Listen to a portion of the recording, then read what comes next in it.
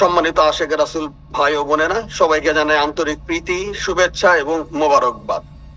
যেহেতু আজকে 21শে ফেব্রুয়ারি, আমি আমার মূল টপিকসে যাওয়ার আগে ভাষা আন্দোলন সম্পর্কে কিছুটা জানার দরকার আছে কি নাই।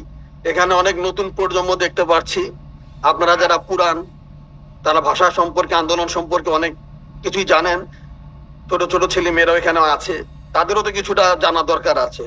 এই ফেব্রুয়ারি মাস বাংলাদেশের মানুষের জাতীয় জীবনে অত্যন্ত গুরুত্বপূর্ণ এবং স্মৃতিবহ মাস। 1952 সালের এই আজকের দিনে 21শে ফেব্রুয়ারি সালাম, বরকত, রফিক, জব্বার, শফিউর সহ প্রমুখ ভাষা প্রেমিকদের আত্মত্যাগের বিনিময়ে আমাদের এই বাংলা ভাষা রাষ্ট্রভাষার মর্যাদা স্বীকৃতি লাভ করে। এর একটি প্রেক্ষাপট রয়েছে। 1952 সালের 27শে জানুয়ারি তৎকালীন পাকিস্তানের প্রধানমন্ত্রী খাজা নাজিমুদ্দিন ঘোষণা করলেন উর্দু হবে একমাত্র রাষ্ট্রভাষা। এই ঘোষণা শুনে পূর্ব বাংলার মানুষ বিক্ষোভে ফেটে পড়লেন। তারা 1951 সালের 21শে ফেব্রুয়ারি ঢাকা বিশ্ববিদ্যালয়ে কি করলেন? অবরোধ এবং ধর্মঘটের আহ্বান জানালেন। সেই সমাবেশে পুলিশ কাঁদানো গ্যাস নিক্ষেপ করে। একটা পর্যায়ে ছাত্র সমাজ যখন মিছিল নিয়ে ঢাকা মেডিকেল কলেজের দিক দিয়ে যাচ্ছিলেন, সে সময় 144 ধারা জারির ভঙ্গ করার কারণে পুলিশ নির্বিচারে বাংলার দামাল ছেলেদেরকে গুলি বর্ষণ করেন। তখনই সালাম, বরকত, রফিক, জব্বার সহ প্রমুখ ভাষা প্রেমিক শহীদ হলেন এবং পৃথিবীর ইতিহাসে এক অবিস্মরণীয় ঘটনার জন্ম হলো, যে ভাষার জন্য কোনো দেশের মানুষ প্রাণ দিলেন। সে ভাষার প্রতি শ্রদ্ধা রেখে এই 1952 সালের এই 21শে ফেব্রুয়ারি ছিল পরবর্তীতে আমাদের স্বাধীনতা সংগ্রামের কিন্তু বীজ যে বপন, সেই 1952 সালের 21শে ফেব্রুয়ারিতে সেই বীজ বপিত হয়। 1962 শিক্ষা আন্দোলন, 1966 6 দফা, 1969 গণ অভ্যুত্থান এবং 1999 সালের 17 নভেম্বর, 1971 সালে সেই মুক্তিযুদ্ধে আমরা স্বাধীনতা লাভ করি। পরবর্তীতে আপনারা জানেন, এই 21শে ফেব্রুয়ারি বাংলা মানুষের যে আত্মত্যাগ এবং ভাষার প্রতি শ্রদ্ধাবোধের দিকটি বিবেচনা করে 1999 সালের 17 নভেম্বর ইউনেস্কো এই বাংলা ভাষাকে আন্তর্জাতিক মাতৃভাষা দিবস হিসাবে কিন্তু স্বীকৃতি দান করেছে। আজকে শুধু বাংলাদেশে নয়, গোটা বিশ্বে জাতিসংঘের অধীনে যত দেশগুলো আছে, তারা আজকে আন্তর্জাতিক মাতৃভাষা দিবস হিসাবে কি করছেন? দায়িত্ব পালন করছেন। ভাষা আসলে কি? মানুষের মনের ভাব প্রকাশ করাকে ভাষা বলে সাধারণ অর্থে, কিন্তু ব্যাকরণ কিন্তু সেটা বলে না। ব্যাকরণ বলে যে মনের ভাব প্রকাশ করলে ভাষা হয় না। আমি যদি রাগ করে মোবাইলটা ছুঁড়ে ফেলি, এটা কি মনের ভাব প্রকাশ হবে না? হবে কি হবে না? কিন্তু এটা ভাষা নয়। ভাষা হতে হলে কি হতে হবে? অর্থবোধক ধ্বনি থাকতে হবে, বাক্য থাকতে হবে, শব্দ থাকতে হবে, সেইটাকে কিন্তু ভাষা বলা হয়। এই ভাষার মাধ্যমে সৃষ্টি হয় কবিতা, গান, প্রবন্ধ, অনেক কিছু। এই ভাষার মাধ্যমে সমাজের না বলা কথা ফুটে উঠে। এই ভাষার মাধ্যমে আমরা অনেক কিছু প্রকাশ করে থাকি। এই ভাষার মাধ্যমে সবচেয়ে যে গুরুত্বপূর্ণ একটি বিষয় আমি তুলে ধরবো, দীনবন্ধু মিত্রের নীল দর্পণ একটি গল্প নাটক রচনা করেছিলেন। সেই গল্পের মাধ্যমে, সেই নাটকের মাধ্যমে তিনি ব্রিটিশ শাসকদের অত্যাচারের বিষয়টি অত্যন্ত সুন্দরভাবে তুলে ধরেছিলেন। পরবর্তীতে কিন্তু বাংলাদেশ এই ব্রিটিশ পাক ভারত উপমহাদেশ ব্রিটিশ শাসন থেকে মুক্ত হওয়ার ক্ষেত্রে সে নীলবন্ধু সে নাটকটি অত্যন্ত গুরুত্বপূর্ণ ভূমিকা পালন করেছে। সম্মানিত আশেখ রাসূল ভাই ও বোনেরা, আমরা মনের ভাব প্রকাশ করার জন্য কি করি? গান রচনা করে থাকি। কিছু কিছু গান কি হয়, আমাদের হৃদয় আবেগকে ছুঁয়ে যায়। কিছু কিছু গান স্রষ্টার সাথে সৃষ্টির মেলবন্ধনে সহায়তা করে, স্রষ্টার দিকে আমাদেরকে ধাবিত করার দিকে এগিয়ে নিয়ে যায়। কাজী নজরুল ইসলামের ইসলামিক গানগুলো শুনলে আমাদের চোখে পানি আসে। আমরা স্রষ্টার দিকে, স্রষ্টাকে পাওয়ার অভিপ্রায় অনেক সময় মোরাকাবায় সেই গানগুলো নিমগ্নর মতো হয়ে শুনি। এটি হচ্ছে গানের ভাষা। গানের সাথে যখন সুর, লয়, তাল সংযুক্ত হয়, তখনই কিন্তু সেই গান, সেই ভাষাটা একটি শক্তিশালী ভাষায় পরিণত হয়। আপনারা দেখেন যে আমরা যখন এই যে আশেকে রাসূল মাহফিল করি, তখন আমরা কি করি? নাত পরিবেশন করা হয়, হামদ পরিবেশন করা হয়, শানে মুর্শিদ পরিবেশন করা হয়, তারপর কি পরিবেশন করা হয়? শানে কুদরতে খোদা পরিবেশন করা হয়। এটি পরিবেশন করার একটি কারণ বা ব্যাখ্যা রয়েছে, সেটি আমি এখন আপনাদের সম্মুখে উপস্থাপন করব। কেননা এই হামদ, নাত, শানে মুর্শিদ, শানে কুদরতে খোদা পরিবেশনের মধ্য দিয়ে আমাদের কিন্তু অধ্যাত্ম প্রেমের মহিমায় কিছুক্ষণের জন্য হলে আমাদেরকে কি করে? উদ্ভাসিত করে। আমরা যখন হামদ গাই, এই যে শোনো শোনো ইয়া ইলাহি আমার মোনাজাত, শোনো আমারই মোনাজাত, তোমারই নাম জপে যেন হৃদয় দিবস খোদ আমার মোনাজাত। এই কথা যখন বলি তখন স্রষ্টার কথা স্মরণ হয় কি হয় না বলেন তো? স্রষ্টার কথা কিন্তু স্মরণ হয়। এই সুন্দর ফুল, সুন্দর ফল, মিঠা নদীর পানি, খোদা তোমার মেহেরবানি। এই যে ভাষার যে প্রাঞ্জলতা, ভাষার যে উদ্ভাসিত সর্বজনীনতা, এর মাধ্যমে কিন্তু স্রষ্টার সাথে সৃষ্টির একটি সংযোগ ঘটে। আমরা যখন নাচ পরিবেশন করা হয় এই বাবের রহমত থেকে, নবী মোর পরশমণি, নবী মোর সোনার খনি, নবী নাম জপে যে জন সেই তো জাহানের ধ্বনি, সেই মুহূর্তে কি আল্লাহর রাসূলের প্রেমের কথা মনে হয় না? আল্লাহর রাসূলের কথা মনে হয় না? আমরা কিন্তু আল্লাহর রাসূলের অধ্যত্ব প্রেমে সে সময় দুই চোখের পানি ফেলে দেই। আপনারা জানেন গত শোভাবরাতে আমাদের এখানে শানে মোর্শেদ পরিবেশন করা হয়েছে। দনবাগির দলের বিশিষ্ট শিল্পী গোষ্ঠীর একজন সদস্য অলিউল্লাহ ভাই, তিনি গিয়েছিলেন আমরা পাপি এলাম বাবা তোমার বাবের রহমতে, আজকে মোদের ফিরাইও না বাবা খালিয়াতে। যখন বাংলা ভাষার মাধ্যমে এই অলিউল্লাহ ভাই আপন মুর্শিদের প্রেমে এই কথাগুলো বলেছে, আপনাদের কি চোখে পানি এসেছে না? এই বাবের রহমতে বসে বাবাজানের কথা স্মরণ হয়েছে কিনা? এটি হচ্ছে ভাষার সার্থকতা, এটি হচ্ছে ভাষার সর্বজনীনতা। কিংবা আমাদের মাসুদ রানা ভাই শিল্পী, তিনি যখন গান তুমি অন্ধকারে পথের দিশা, পথ দেখাইলা আমারে, দেওয়ানবাগী সুফি সম্রাট সালাম জানাই তোমারে, যখন এই কথাগুলি শুনি তখন বাবার কথা কি মনে পড়ে না? এটি হচ্ছে বাংলা ভাষার সার্থকতা। এই কথাগুলো আমাদের হৃদয়কে স্পর্শ করে, আমাদেরকে স্মৃতি কাতর করে দেয়। আমরা চলে যাই মুর্শিদের সেই স্মৃতির দিকে, হুজরা শরীফে এসে মা বাজানকে কদম মুসি করছি, সেই স্মৃতিগুলো কিন্তু বেশে উঠে। তাছাড়া যখন শানে কুদরতে খোদা পরিবেশন করা হয়, আপনারা সত্যি করে বলেন, আমাদের মহান শিক্ষক হয়তো বাবের রহমতে নেই, যখন এখানে দাঁড়িয়ে শানে কুদরত কথা পরিবেশন করা হয়, আপনাদের কি কুদরত খোদার প্রেম ভালোবাসা হৃদয় উদ্ভাসিত হয় কি হয় না? এখানেই হচ্ছে ভাষার সবচেয়ে বড় সার্থকতা। তাছাড়া আমাদের আব্দুল সালাম ভাইয়ের লেখা দয়াল কুদরতে খোদা তোমার নেই কো তুলনা, এই জগতে তুমি মহান প্রাণের যোচনা, যখন আমরা এই গানগুলি শুনি, আমাদের মহান শিক্ষকের চেহারা মুবারকটা কিন্তু আমাদের হৃদয়ে ক্যানভাসে ফুটে উঠে। সেই মুহূর্তটা কি মুরাকাবার চেয়ে কম? আপনি তার চোখ বন্ধ করে যখন সেই ইমামকে স্মরণ করছেন, চোখ বন্ধ করে যখন বাবা দেওয়ানবাগীকে স্মরণ করছেন, চোখ বন্ধ করে যখন রাসূলকে স্মরণ করছেন, আল্লাহর কথা স্মরণ করছেন, এ হামদ নাত শানে কুদরতে খোদা শানে মোর্শেদ আমাদেরকে কিন্তু স্রষ্টার সাথে সৃষ্টির সংযোগের এক সেতু বন্ধন হিসাবে কাজ করে থাকে। এর জন্যই কিন্তু আশেকে রাসূল মাহফিল গুলোতে আমরা কি করি?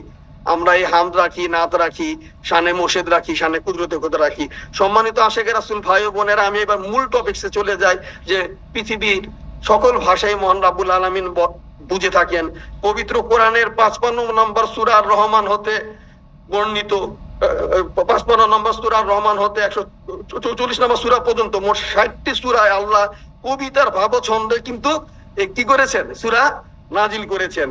সূরা নূরের 41 নং আয়াতে বলা হয়েছে, তুমি কি দেখোনি যে আল্লাহর পবিত্রতা মহিমা ঘোষণা করে আসমান ও জমিনে যারা আছে সবাই এবং উড়ন্ত পক্ষীগুলো। তাহলে এই আয়াতের মাধ্যমে কিন্তু আল্লাহ স্পষ্ট করে দিয়েছেন যে আল্লাহর পবিত্রতা ও মহিমা কি করে?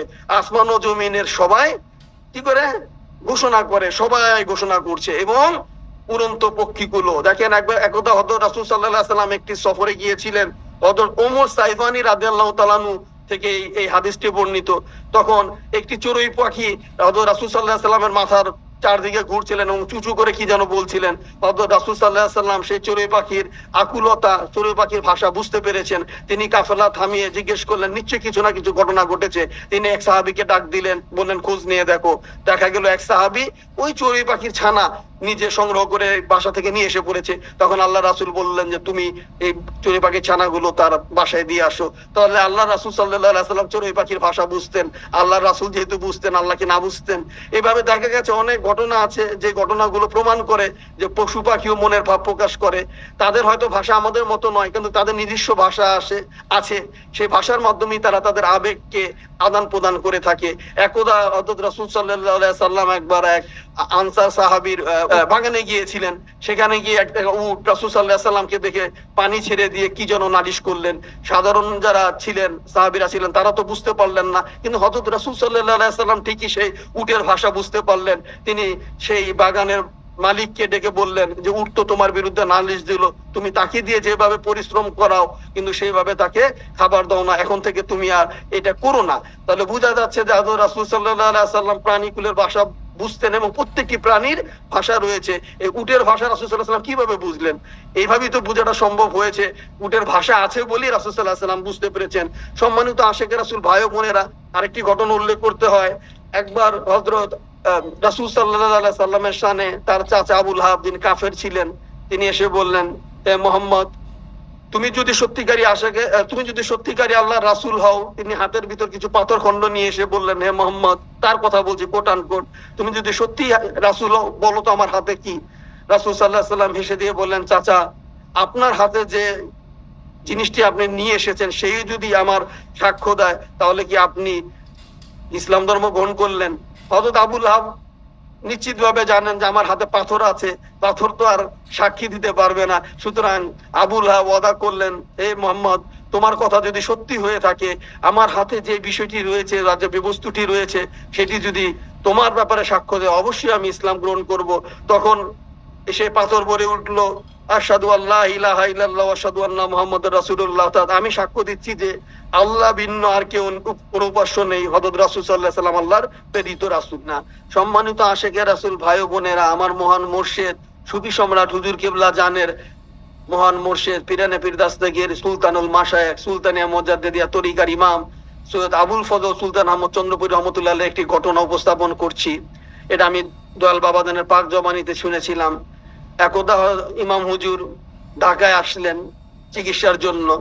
চিকিৎসা শেষে আমাদের দয়াল দর্দি বাবাজান ইমাম হুজুরকে নিয়ে ঢাকা চিড়িয়াখানায় গিয়েছিলেন। যখন চিড়িয়াখানায় কিন্তু ঢোকার সাথে সাথে বানরের খাঁচাটা দেখা যায় না, ইমাম হুজুর এবং বাবাজান যখন বানরের খাঁচার সামনে গেলেন, সকল বানর সামনে এসে মাথা নত করে ইমাম হুজুর এবং বাবাজানকে সংবর্ধনা জানিয়েছেন, অভিবাদন জানিয়েছেন। হয়তো আমাদের প্রফেসর ডক্টর আব্দুল মান্নান মিয়া স্যার বলেন সেদিন মান্নান মিয়া স্যারও ছিলেন। সুতরাং বোঝা যাচ্ছে, সাক্ষীও পেয়ে গেলাম, বাবাজান নিজেও বলেছেন। বানরগুলো কিভাবে বুঝলো? আসলে পশু প্রাণী যারা আছে তারা কিন্তু আল্লাহর বন্ধুদের চিনতে পারে। তাদের ভাষা হয়তো আমরা বুঝতে পারি না, তারা সৃষ্টি জগতের আমাদের থেকে নিম্ন স্তরে হয়েও তারা কিন্তু আল্লাহর বন্ধুদের চিনতে পারে, আল্লাহর বন্ধুদেরকে সম্মান করে, শ্রদ্ধা করে। তখন বানরগুলো এসে বাবাজান এবং ইমাম হুজুরকে মাথা নত করে তাদের শ্রদ্ধা জ্ঞাপন করেছেন, কথোপকথন হয়েছেন। যত সেই ভাষা মান্নান ভাই বুঝতে পারেননি, মান্নান স্যার বুঝতে পারেননি, বা আশেপাশে যারা ছিল তারা বুঝতে পারেননি, বাবাজান এবং ইমাম হুজুর ঠিকই বুঝতে পেরেছে। সম্মানিত আশিক রাসূল ভাই ও বোনেরা, প্রত্যেকটি প্রাণীর যে ভাষা আছে এবং তাদেরও যে আবেগ আছে, তাদেরও যে অনুভূতি আছে, সেটার একটি ঘটনা কিন্তু এটা কয়েক বছর আগে এটা আমাদের ডক্টর পেয়ার মোহাম্মদ স্যারের লেখা একটি আর্টিকেল আমি পড়েছি। তিনি ভাষার উপর লিখেছিলেন, সেখানে উল্লেখ করেছেন যশোরের এক ব্যক্তি একটি হনুমান, স্ত্রী হনুমানকে গুলি করে মেরে ফেলেছিল। সে পুরুষ হনুমানটি আদালতে গিয়ে সেই বারবার আদালতে গিয়ে অভিব্যক্ত করার চেষ্টা করেছে যে তোমরা বিচার করো, আমার স্ত্রীকে একজন মেরে ফেলেছে। এর মানে বোঝা যায় পশু পাখিরও আবেগ আছে, অনুভূতি আছে, কষ্ট আছে, দুঃখ আছে, যন্ত্রণা আছে। তারা তাদের ভাষায় কথা বলে, সে ভাষা আমরাও বুঝতে পারবো আমরা যদি সাধনা করে আমাদেরকে সে পর্যায়ে নিয়ে যেতে পারি যেভাবে ওলি আল্লাহগণ, আল্লাহ নবী রাসূলগণ আল্লাহর ভাষা বুঝতে, পশু পাখির ভাষা বুঝতে পারতেন, আমরাও কিন্তু সেই বোঝার ক্ষমতা আমাদের হবে। এর জন্য প্রয়োজন কি? সাধনা। 21শে ফেব্রুয়ারি সকল ভাষায় সৈনিকদের প্রতি গভীর শ্রদ্ধা ভালোবাসা জানাচ্ছি। সেই সাথে গভীর শ্রদ্ধার সাথে স্মরণ করছি আমার মহান মুর্শিদকে, যিনি বাংলা ভাষায় 15টি কিতাব রচনার মাধ্যমে পৃথিবীর ইতিহাসে তাসাউফ জগতের ভান্ডারকে সমৃদ্ধ করেছেন। আমি গভীর শ্রদ্ধার সাথে স্মরণ করছি আমার মহান শিক্ষকের কে, যিনি এখন ইউকেতে আছেন। তিনি ইতিমধ্যে মোহাম্মদ ইসলামের তালিম এবং মোর্শেদের দরবারে মুরিদের করণীয় এই দুটি কিতাব রচনা বাংলা ভাষায় রচনার মাধ্যমে বাংলা ভাষাভাষী মানুষদেরকে কি মোহাম্মদ ইসলামের দিক নির্দেশনার জন্য একটি মূল্যবান কিতাব, দুটি মূল্যবান কিতাব তিনি রচনা করে গেছেন। সকল ভাষা সৈনিকদের প্রতি, আপনাদের প্রতি গভীর ভালোবাসা জানিয়ে আজকে 21শে ফেব্রুয়ারির ভাষা দিবসের উপর যে আলোচনা এখানে শেষ করছি। মহান রব্বুল আলামিন আমাদের সকলের সহায় হন, আমিন।